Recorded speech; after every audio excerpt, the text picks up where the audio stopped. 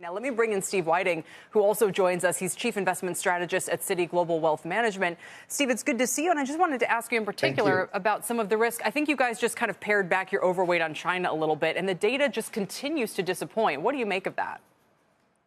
Well, look, I would bear in mind that we're still seeing distortions in the American economy after the initial hit more than 3 years later. China's supposed to sort all of this out in 6 months. Now, if Chinese policy gets this right or not is still to be seen. But we're looking at a market that's trading about 10 times earnings. That's an economy that's producing actually zero headline inflation with record high youth unemployment.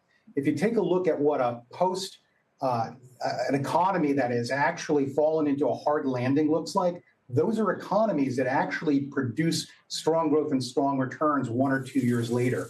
It's really difficult. We wish we could say the same thing for the U.S., but it's sitting on a lot of success.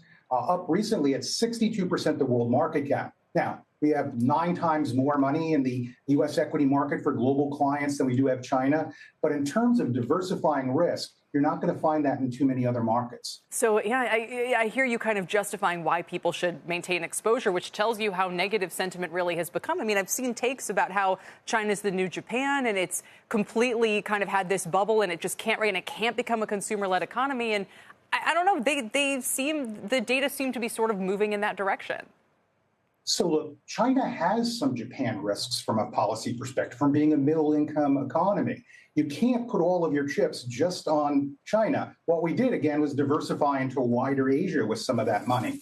But think about other places in the world. You know, Brazil trades at 7 times earnings with a 7% dividend yield. Everyone thinks its government is in a place that's really going to harm its economy.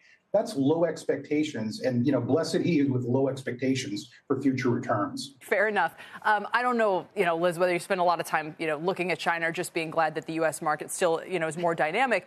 But just as a parting thought, if China is not contributing as much growth or as much inflation to the global economy, that's going to have huge consequences. It will. And I would say that this week, more than weeks in the past, is one of the questions that I'm getting from some of our investors. But I do think it makes sense to look ex-U.S.